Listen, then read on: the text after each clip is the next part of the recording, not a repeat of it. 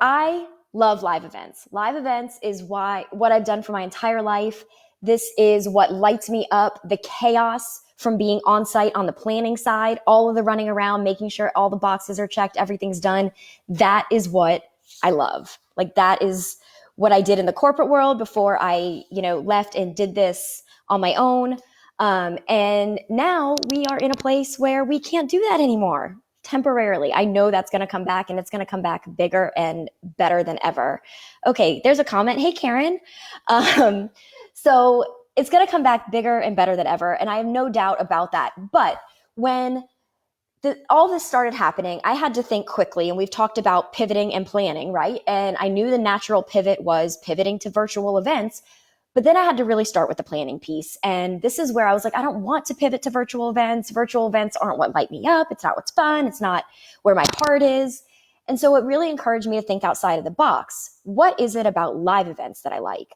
I love being on site. I love the craziness. I love the energy. I love the networking. I love meeting new people. I love just the environment that you're in of so many like-minded people, and how the outside world just seems to disappear when you're there. I mean, I know for me, when I'm at a live event, I have my phone, but like I'm checking it on breaks. I'm not in it with my phone the entire time. And it's like when you leave an event, it reminds me, the feeling that I have is like when I used to come home from summer camp and I just had that, like, I don't want to use the word depressed, but like you have the post-event blues, right?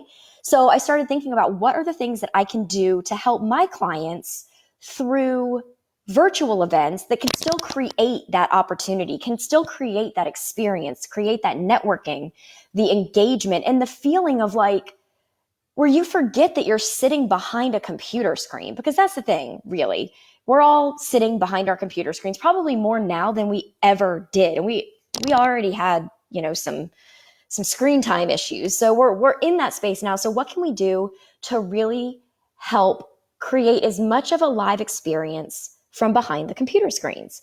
And so obviously with all of the different technologies that are out there, there's, you can do live polls, you can do virtual chats, you can do live Q&A, you can do virtual Q&A, you can do breakout rooms. There's some that have what I call networking roulette, where basically you can push a button, the host can push a button and it'll just disperse people into breakout rooms where they can sit there and have smaller conversations. And I love that. But then I started thinking, what else can you do? It's not just about the networking. And at networking, it goes beyond that. So there's a lot of things that you can do. I encourage you to think about what goes on at a live event that you love the most, whether it's an event that you're hosting, whether it's an event that you attended. And this goes beyond virtual summits. You can even do this in a 1-hour webinar. I mean, with a little bit more planning and forethought, I could be doing this for these lives for you guys now. Right now, I just want to give you the information to fast track your success. And I'm keeping these short and brief. Yes, Karen, I'm planning Karen's virtual birthday party. It's going to be awesome. We're having so much fun thinking outside of the box. So I have like a laundry list of ideas of things, and depending on which options people choose would depend on which technology I would guide them to.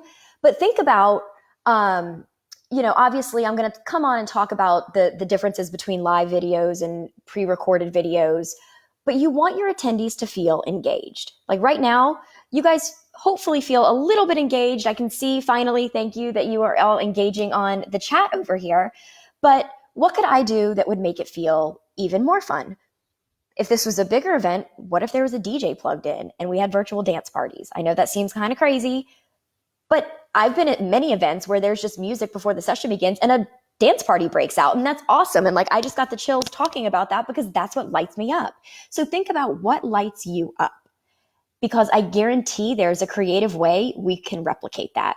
I am working with one of my clients now who we were ready to go. I mean, their event was going to happen in April and we had swag bags prepared and all this stuff. Well, yeah, it might be costing them a little bit extra money on the back end, but you know what? We are sending every single attendee a swag bag. So before the event even starts, and they're still going to be doing their event virtually, but before their event even starts, they're going to have something tangible in the mail with some branded logo stuff. So that's just one little thing that can set yourself apart from everybody else and keep people engaged in your event. Something else that I have seen be real popular, or that's starting to be more popular, aside from the gifts or welcome kits or things, prizes for engagement. There's so many different ways that you can gamify your event. Um, and again, it'll depend on technology and what you choose, but that's going to encourage engagement. People love free stuff. Everybody loves free stuff, even though it may end up in the trash after a couple of however long, they still love free stuff and people love competition. So what can you do to encourage engagement and create a competition amongst your attendees? And I'm not going to go on and on because there seriously are so many ideas and so many ways to execute this, but something else that, because I did kind of title this one all about networking and engagement, something else that I want to remind everybody is that for a lot of these live events, the larger ones, and this works on every single scale, even if you are doing webinars, these comments are funny. Even if you are doing a webinar, think about right now, people crave community. We are craving the community. So consider starting a Facebook community. If you already have one, that's fantastic. You might even create a second one during this time. If you don't have one, I encourage you to do it. I'm definitely taking the steps to create a community of all like-minded individuals. Just as you would for a live event, you're going to post in there. You're going to send reminders. You're going to send possible, communications and polls and things like that. You can get people engaged before the event even starts. Ask them, send them a poll or a survey. What are they struggling with? What information would be most valuable to them? Going into your event, you have those things and you're able to then give your attendees exactly what they need. Same thing after the event and during the event. Stay engaged. Keep your attendees, keep your audience, keep your community engaged. And by having these groups, it prolongs the life of your event. People are able to get in there and start engaging before the event. So when you do networking or breakout roulette, you can pair them up. That comes into another post. I don't know what day it is, but how taking surveys as they register, you then, again, depending on the technology, have the availability to create breakout rooms that actually pair people together with others that are in their industry or others that are facing the same problems. Then they can take that conversation beyond, because the thing with networking breakouts is once the event's over, it's over. But then you allow them the capability to go back in that group and continue engaging with everyone.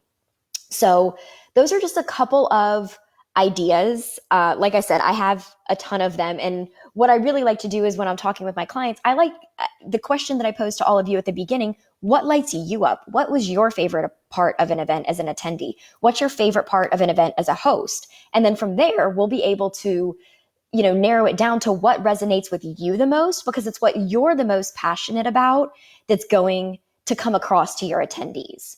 So let's see. Yes, Lisa, the outside world does disappear. And that's right now, it seems as if the outside world has somewhat disappeared, but not in the most positive way, right? So how can we create the outside world disappearing because we are just so engaged with what's going on our computer screen? Zach says, we're planning an event in September and want to still keep our date. In order to market it and get people to the event after this, would you recommend lead-up webinars or shorter virtual events of sorts? That's a great question, Zach. And really that depends on the angle that you want to take. I know because I'm working with you on your event, but I know you have an incredible lineup of speakers. So we should hop on a call and talk about this a little bit, deeper. But I think that doing a series of webinars for you specifically could really help ramp up that momentum. And you have so many speakers that would be happy, I'm sure, to just hop on a quick webinar, give them a little taste of what they can expect come September. And throughout that time, you'll be building this community that I just talked about. So let's go ahead and create that Facebook group, create that community. Let's promote some webinars and get it out there. And webinars do not have to be over the top. We can do them very simply. I love making the graphics. If you guys haven't seen my social media graphics, it's kind of my guilty pleasure. So we can do little things like that and just really keep the engagement going. And it's a great way, everybody sends out emails and Facebook posts and blasts before their event saying, hey, check out this speaker. But what if you hopped on and I know Michael's on here and he's one of your speakers. So what if you and Michael hopped on and did a 25-minute webinar, just a little bit more a little deeper than a Facebook Live would go, but teeing up, what are we going to talk about at your event? What is Michael going to be covering? It gives Michael the opportunity to speak to your audience, and it gives you the opportunity to continue to build that engagement. So I hope that this was helpful. If you guys want to talk about a webinar, a virtual event, even if it's a Facebook Live, how we can, how I can help you to bring that component into it. Thanks, Zach. How I can help bring these components of engagement and networking into it. I have tons of ideas. I even have created a bunch of swipe files to make it super easy for you. Things that you literally can copy and paste, the emails you need to send, the social engagement posts you need to use when you use them leading up to gain that traction. So I will pop in the comments, or not in the comments, in the description of this live, I'll pop a link to my Calendly. I've opened up my calendar, seeing as I was pretty much booked solid through the end of May with live events. And so fortunately, that is now giving me the opportunity to help expedite your success. Right now we are all just in this mode, this reactionary mode, and time is of the essence. We have to act, and we have to act quick. So if I can help you act quicker and set you up with the tools for success, I would love to be able to do that. Schedule a free call. I would love to chat. No obligation, whatever. I think that you can see my energy and my excitement. I love talking about this stuff. And the more people that I talk with, the more ideas it brings to me as well. So I call that a win-win. I hope you guys have a great weekend. I will be back tomorrow at 2:30 Eastern to talk about, let's see, I don't even know what tomorrow's topic is. Tomorrow's a good one. Tomorrow we are going to talk about the importance of combining live events or live content and pre-recorded content. Obviously, it's going to depend on what your event is.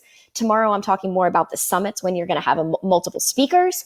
But again, great value, great foresight, insight. I think it will be very helpful. And if you guys are missing any of these, I am posting them on my YouTube channel. I'll post that in here as well. And I just want to thank you all for joining me and hope you have a great day.